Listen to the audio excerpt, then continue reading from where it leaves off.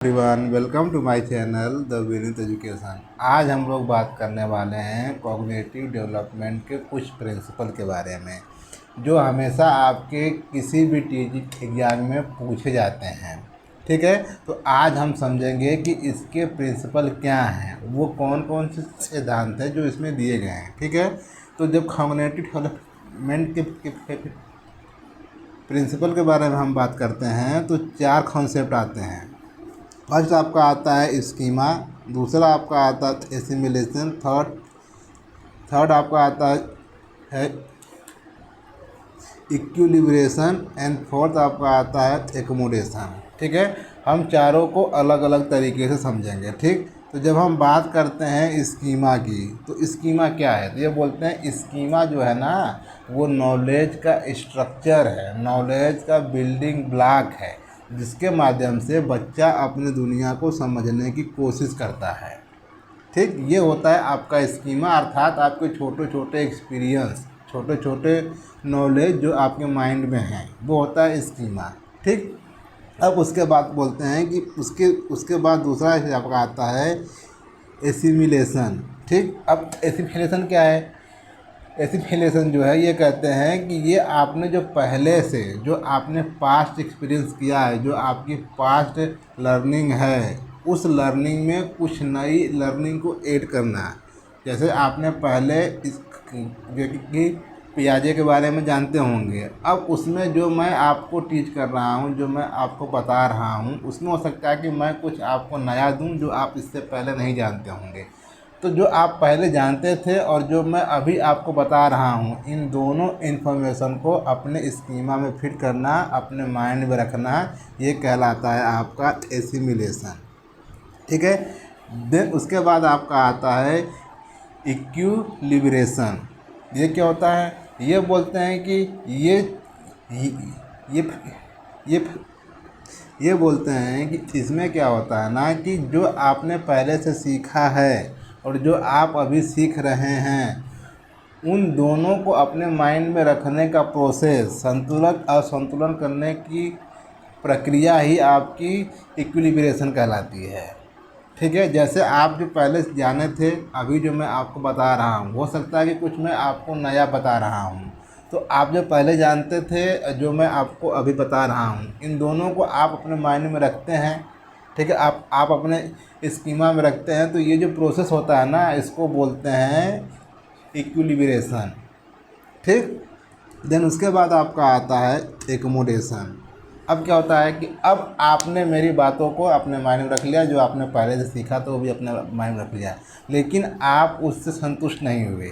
तो अब क्या करेंगे कि अब आप उसको एकोमोडेट करेंगे। अब आप अलग अलग सोर्स से देखेंगे कि सच में जो मैं बता रहा हूँ सही भी है, या हो सकता है कि मैं आपको गलत टीच तो नहीं कर रहा हूँ। तो अब आप अलग अलग सोर्सेज से इन चीज़ों को देखने की कोशिश करेंगे।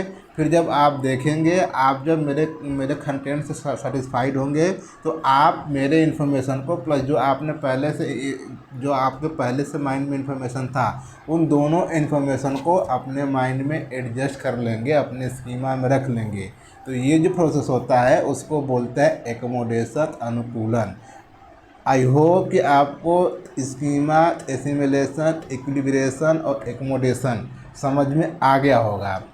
सो अब हम बात करने वाले हैं कॉग्निटिव डेवलपमेंट के 4 स्टेज के बारे में, जो पियाजे ने दिया था कि आपका संज्ञान जो है वो 4 स्तर से होके गुजरता है। अब उन 4 स्तर में अगेन कौन कौन से कंसेप्ट आते हैं, उसको हम देखने वाले हैं। ठीक है, तो इन्होंने बोला था कि आपका जो कॉग्निटिव डेवलपमेंट है वो 4 स्टेज में होके गुजरता है, जिसमें पहले ये बात करते हैं सेंसरी मोटर स्टेज की।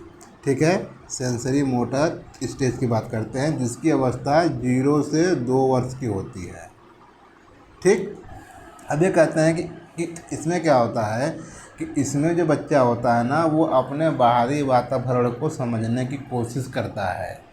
अब कैसे समझने की कोशिश करता है? तो वो बोलते हैं कि पहले वो चीज़ों को देखता है, सुनता है और छूता है, इन चीज़ों से हाथ पैर मारता है, जो कि ये चीज़ें वो अपने बाहरी वातावरण को समझने के लिए करता है। ठीक, अब इसमें क्या होता है कि ये बोलते हैं कि इसमें ऑब्जेक्ट परमानेंस विकसित होता है। मतलब अगर आप उसको कोई भी वस्तु दिखाएंगे तो वो उसको पाने के लिए हाथ पे फेर मारेगा। अगर आप उसको हटा देंगे तो वो रोने लगेगा। फिर फिर जब आप उसको मान लीजिए कि आपने उस ऑब्जेक्ट को छिपा दिया है, तो जब आप उस ऑब्जेक्ट को छिपा देंगे तो वो जानेगा कि वो ऑब्जेक्ट है मगर आपने कहीं छिपा दिया है, इसलिए वो रोना शुरू करेगा कि जब तक आप उसको वो चीज़ दे ना दें। ठीक है, तो इसी को बोलते हैं कि इसमें आपका ऑब्जेक्ट परमानेंस विकसित होता है। अगेन इसको इन्होंने बोला है कि जो सेंसरी मोटर स्टेज है ना, इसके विकास में 6 स्टेज आते हैं जिसके माध्यम से इस स्टेज का विकास होता है। ठीक, तो आइए हम देखते हैं। ये बोलते हैं कि इसमें इसके जो सब स्टेज हैं, इसमें पहला आपका आता है रिफ्लेक्टिव स्टेज। ठीक है, प्रतिवर्ती क्षरण जो जो आपका 0 से 1 महीने का होता है। ठीक है, इसमें क्या होता है कि इसमें जो बच्चा होता है ना, वो बाय बर्थ जो चीज़ें लेके आता है, जो सीख के आता है, वैसा ही एक्शन करता है एनवायरनमेंट में। ठीक है, जैसे जैसे चूसना, पकड़ना और रोना, ये जो चीज़ें होती हैं ये बच्चा बाय बर्थ अपने वहाँ से लेके आता है। ठीक है, तो यही चीज़ें वो करता है एनवायरनमेंट में ताकि चीज़ों को वो समझ सके। ठीक, उसके बाद दूसरी अवस्था आपकी आती है प्राइमरी सर्कुलर रिएक्शन। ये अवस्था आपकी 1 से 4 महीने की होती है। इसमें क्या होता है कि बच्चा अपने शरीर से संबंधित एक्शन को दोहराता है क्योंकि उसमें उसको प्लेजर मिलता है। ठीक है, जैसे वो अंगूठा को चूसता है, हाथ हिलाता है ना, तो उसको प्लेजर मिलता है।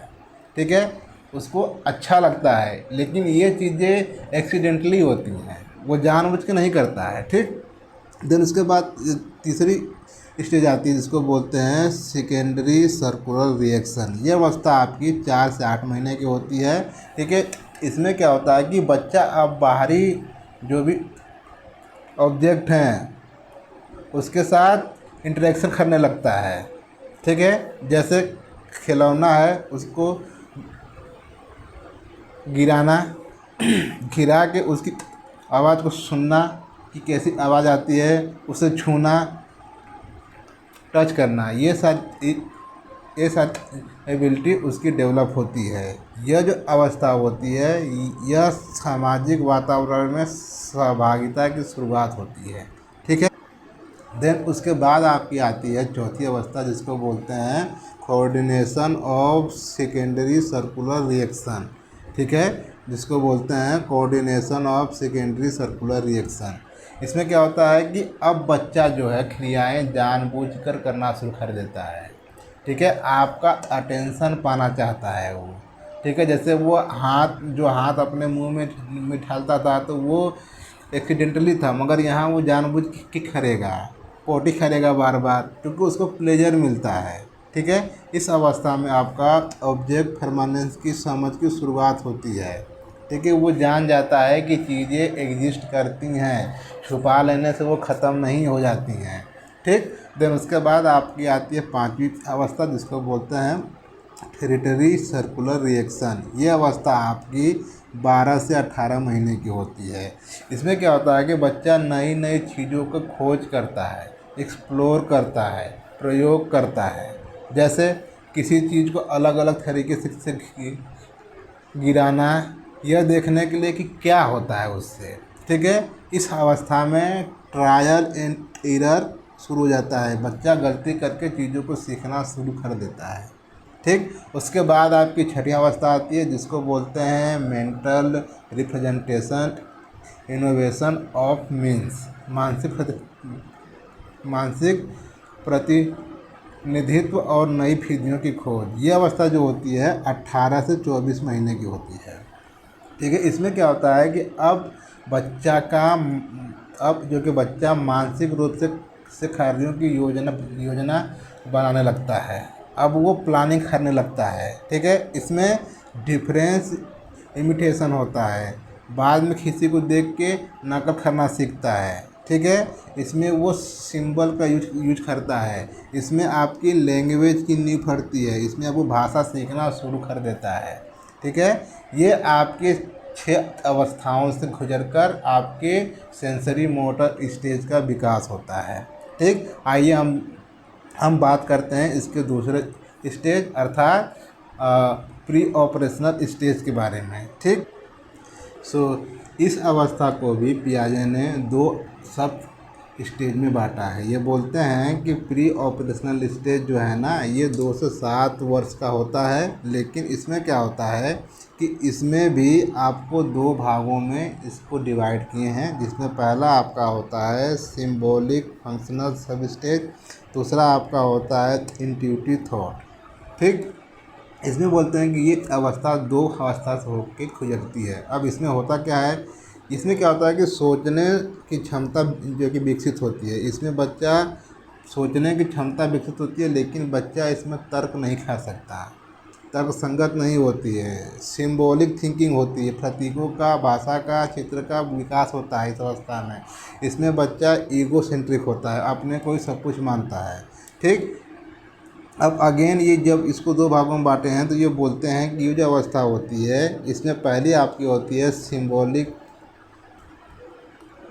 फंक्शन, जो अवस्था होती है 2 से 4 वर्ष की होती है। इसमें क्या होता है कि बच्चे का लैंग्वेज डेवलपमेंट बहुत तेज़ी से होता है। ठीक है, बच्चा इसमें ईगो सेंट्रिक होता है, इसमें एनिइज्म का विकास होता है, अर्थात वो निर्जीव वस्तुओं को भी सजीव समझने लगता है। जैसे सूरज को बोलता है कि सूरज मेरे साथ चल रहा है। ठीक, देन उसके बाद आपकी दूसरी अवस्था आपकी आती है इंट्यूटिव अवस्था। इसमें क्या बोलते हैं कि ये अवस्था जो होती है वो 4 से 7 ईयर की होती है। इसमें क्या होता है कि इसमें बच्चा क्यों और कैसे कैसे प्रश्न पूछने लगता है, इंट्यूटिव करने लगता है। इसमें उसका तर्क जो कि विकसित होता है, वह चीज़ों को एक्सपीरियंस करता है और उसके अनुसार धारणा बना लेता है। ठीक, ये आपकी होती है इंट्यूटिव अवस्था। इसमें और भी चीज़ें विकसित होती जैसे कि कंजर्वेशन। ठीक है, इसमें क्या होता है कि जैसे अगर एक गिलास में 2 पानी है, ठीक है, अगर एक पानी की, इसमें क्या होता है कि बच्चा आकार को समझ नहीं पाता है। जैसे सेम पानी आपका इस गिलास में है, ठीक है, और सेम पानी आपका इस गिलास में है और सेम पानी आपका इस गिलास में है। अगर इन दोनों को इसमें से इसमें डाल दिया जाए तो वो आकार जो परिवर्तन होता है उसके बारे में उसको नॉलेज नहीं होती, वो समझ नहीं पाता है। ठीक, देन उसके बाद क्या होता है कि उसके अंदर जो है कि सीरियसन की भावना जन्म लेती है। जैसे आकार, ऊंचाई, ध्यान केंद्रित करता है, किसी एक चीज़ पे ही वो चीज़ों को देखता है।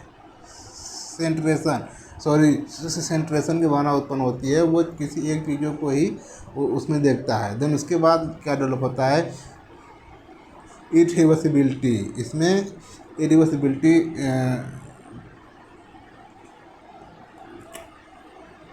का विकास होता है।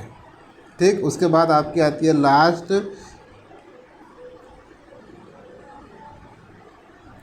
तो आइए हम देखते हैं शॉर्ट में कि हमने क्या समझा। तो हमने बात की कि जो आपका प्री ऑपरेशनल स्टेज होता है वो 2 भागों में बटा होता है, पहले सिंबॉलिक फंक्शन, दूसरा इंट्यूटिव थॉट। सिंबॉलिक फंक्शन में क्या होता है कि इसकी अवस्था 2 से 4 ईयर की होती है। इसमें बच्चा सिंबल का उपयोग करना सीख जाता है, कल्पना करना सीख जाता है और जो है कि भाषा का विकास हो जाता है। देन उसके बाद आपका आता है इंट्यूटिव थॉट। ये अवस्था 4 से 7 वर्ष की होती है। इसमें बच्चा प्रश्न करता है क्यों चीज़ें क्यों हो रही है। इसमें उसमें जो है कि कंजर्वेशन की लैक होती है, कमी होती है। बच्चा इसमें सेंट्रेशन होता है और बच्चे में तर्क की कमी होती है। ठीक है, देन उसके बाद हम लोग बात करेंगे इसकी अगली अवस्था के बारे में, जो कि है आपकी थर्ड अवस्था, जिसको बोलते हैं कंक्रीट ऑपरेशनल स्टेज। ये अवस्था आपकी 7 से 11 ईयर की होती है। इसमें जो बच्चा है वो तार्किक ढंग से चीज़ों को सोचना शुरू कर देता है, ठीक है। वो खंजर विवेचन की समझ उसमें विकसित हो जाती है कि मात्रा आकार बदलने पे वही रहती हैं। उसमें रिवर्सिबिलिटी का विकास हो जाता है, उसमें जो है कि क्लासिफिकेशन का विकास हो जाता है, वो उसमें एबिलिटी डेवलप हो जाती है, प्लस माइनस गुणा भाग करने की, वो चीज़ों को सीख जाता है, ठीक। देन उसके बाद आपकी आती है लास्ट स्टेज, जिसको बोलते हैं फॉर्मल ऑपरेशनल स्टेज। ये इनकी चौथी अवस्था है। ये अवस्था जो है ये 12 ईयर से ऊपर की होती है, ठीक। इसमें बोलते हैं कि इसमें बच्चा ऑब्स्ट्रैक्ट थिंकिंग करना शुरू कर देता है, बच्चा हाइपोथेसिस बनाने लगता है और बच्चा इसमें प्रॉब्लम सॉल्विंग सीख लेता है। इसमें उसकी क्रिटिकल थिंकिंग जो है कि बिल्ड होने लगती है, बनने लगती है। तो आई होप कि आपको कॉग्निटिव स्टेज समझ में आ गया होगा। अगर आपको वीडियो इन्फॉर्मेटिव लगती है तो चैनल को सब्सक्राइब करना ना भूलें और अपने दोस्तों से भी शेयर करें। हो सकता है कि उन्हें कंटेंट अच्छा लगे, उनकी जर्नी जो है कि हमारे तक आगे रुक जाए। So keep learning guide and support. Thank you everyone.